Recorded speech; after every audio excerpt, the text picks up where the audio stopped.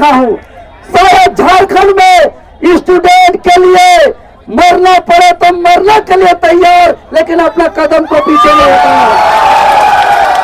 तालियां होनी चाहिए इनके संघर्ष के लिए। जो अच्छा काम करे उसको अप्रिशिएट करना चाहिए।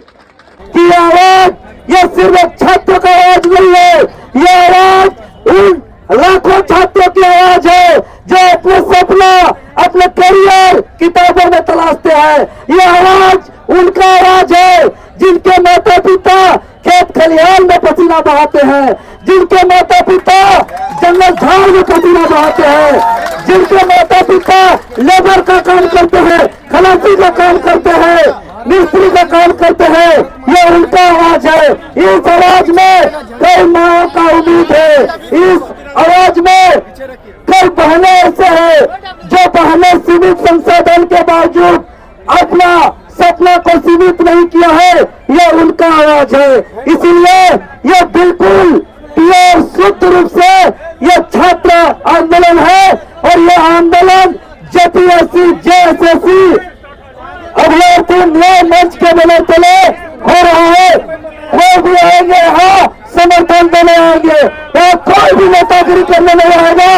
नेतागिरी इस प्रोटेस्ट में मैं सभी राजनीतिक संगठन का नैतिक समर्थन के लिए स्वागत करते हैं, लेकिन नेतागिरी अगर देवेंद्र नाथ महतो भी करे तो उसको भी 4 जॉब लगा दीजिए। बिल्कुल नेतागिरी छात्रों के साथ नहीं होना चाहिए, किसी भी कीमत पर नहीं होना चाहिए। ये मेरा अंतर का अपना है और इसको हम भी नहीं होने देंगे। बहुत धन्यवाद। आज 29 जुलाई 2026 जयपाल सिंह मुंडा स्टेडियम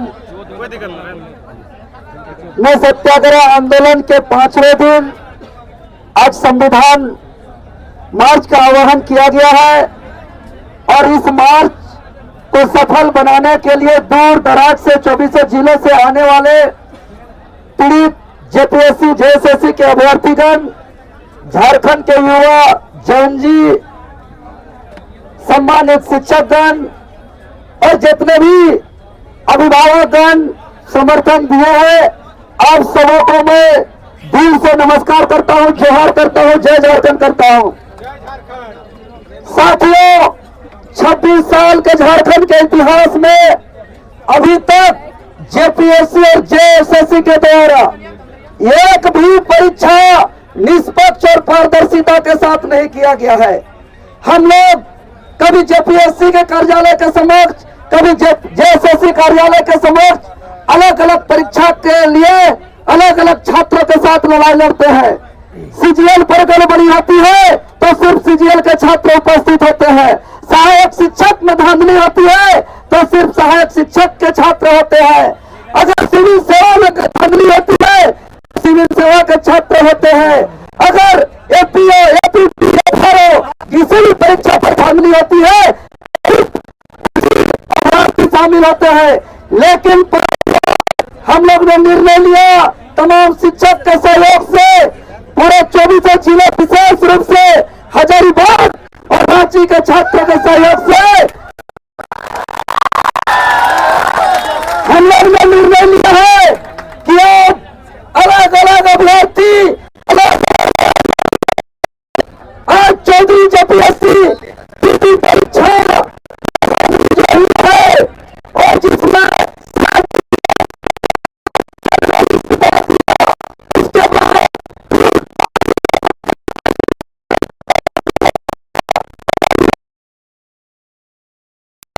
किया गया और एक प्रमुख अखबार में न्यूज चैनल के माध्यम से रोज गड़बड़ी सामने आ रही है। कहीं ओएमआर का हेराफेरी, तो कहीं धांधली, तो कहीं अलग अलग का सेटिंग वेटिंग, तो कहीं पेपर लीक। इसीलिए एक बार सभी हम अपील करना चाहते हैं छात्रों से कि इस लड़ाई को आगे लीड करिए। हम लोग इस लड़ाई को समर्थन देंगे। और जो जेपीएससी पर कार्रवाई देख रहे हैं, जो 120 सीजीएल मामले पर कैंसर बीमारी के साथ लड़ाई को लड़ा, बीच में बहुत परेशानी हुई इन पर, लेकिन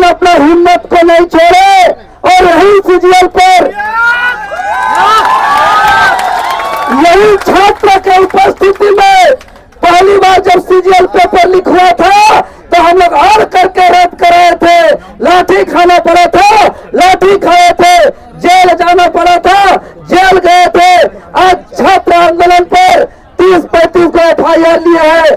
कई बार जिन्हें वापस नहीं लौटने का स्थिति था, लेकिन हमने कभी अपना कदम को पीछे नहीं हटाया। इसलिए सर का भी हम विशेष धन्यवाद देते हैं।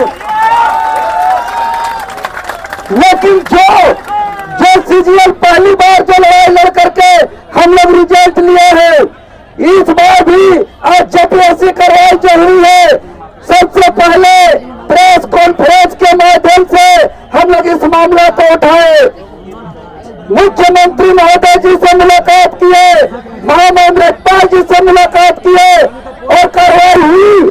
अंततः 25 तारीख से हम लोग का सत्याग्रह चल रहा है और आज सत्याग्रह के 5वें दिन है। और आज चूंकि मैं छात्र के दुख को, तकलीफ को, दर्द को मैं सामने से देखा हूँ। सारा झारखंड में स्टूडेंट के लिए मरना पड़े तो मरने के लिए तैयार, लेकिन अपना कदम को पीछे नहीं हटाया। आज छात्र के लिए लाठी खाना पड़े, जेल जाना पड़े, आज इतना क्यों झेले? इसीलिए कि हम छात्र का दर्द को सामने से जानते हैं, छात्र की पीड़ा को सामने से जानते हैं। इसीलिए आज बड़ी मुश्किल से हम लोग आज 6 दिन बिताए हैं सत्याग्रह का। हम लोग को दरी बिछाने नहीं दिया जा रहा था, बापू वाटिका में बैनर टांगने नहीं दिया जा रहा था, पानी में भीगते हुए बिना साधन संसाधन का आज 6ठा दिन बिताए। और 6ठा दिन पर मैं छात्र को आगे इस लड़ाई को नेतृत्व करने के लिए मैं समर्थन कर रहा हूं और छात्र से आह्वान करता हूं कि आप लोग आगे आइए, आप लोग पहली पंक्ति में रहिए, आप लोग इस लड़ाई को लड़िए। देवेंद्र नाथ महतो समेत सभी शिक्षक आपके पीछे खड़े रहेंगे। रात 2 बजे हो, रात 3 बजे हो, चाहे रात कभी भी हो, लेकिन मेरा एक ही रिक्वेस्ट है कि ये प्रोटेस्ट कभी गड़बड़ नहीं होना चाहिए। ये प्रोटेस्ट पर मेरा कड़ी निगरानी होगा और इस बार पीड़ित छात्रों के साथ अन्याय होने नहीं देंगे। अगर हमको लगेगा कि अब छात्र लोग प्रोटेस्ट करने में परेशानी होगी, छात्र लोग अगर दबाव में आकर के दिक्कत होगी, तो देवेंद्र नाथ महतो कभी आप लोग का साथ नहीं छोड़ेगा, हमेशा आप लोग के साथ रहेगा। लेकिन इस प्रोटेस्ट को किसी का न प्रोजेक्ट होने देना है, न किसी का प्रोजेक्ट, न किसी का इशारे पे चलना है, क्योंकि हम एक छात्र आंदोलन से निकले हैं। और प्रेस कॉन्फ्रेंस के मेरा पहला लाइन था कि ये जो लड़ाई मैं लड़ रहा हूँ, ये कोई राजनीतिक लाभ के लिए नहीं, ये युवाओं के हित के लिए।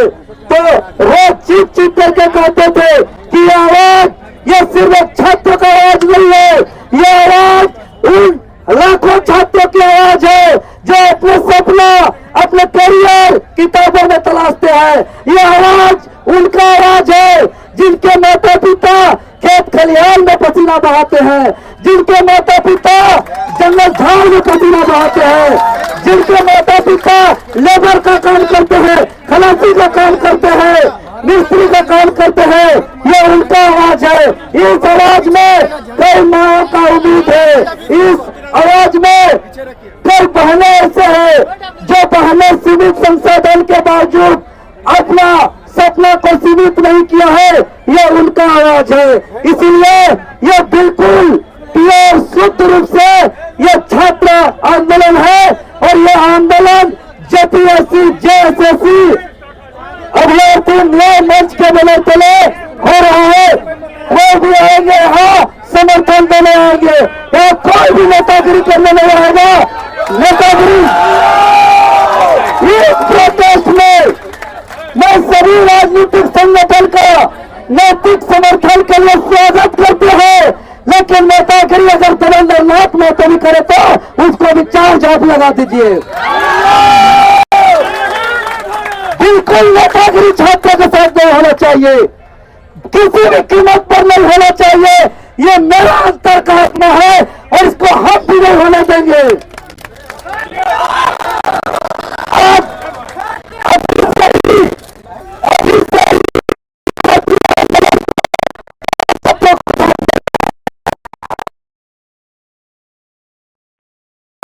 और हम पीछे से समर्थन में रहेंगे। आप लोग को मनोबल नहीं तोड़ना है, आप लोग को एकजुट होना है। और अब इस संविधान का प्रस्तावना आप लोग के पास होगा, उस संविधान का प्रस्तावना को हाथ में ली। आज चूंकि हम लोग का सभी कोई संविधान के प्रस्तावना को हाथ में लेंगे और हम लोग के हाथ में सिर्फ तिरंगा झंडा होगा और देवेंद्रनाथ महतो पीछे होगा, अगला पंक्ति में छात्र होंगे।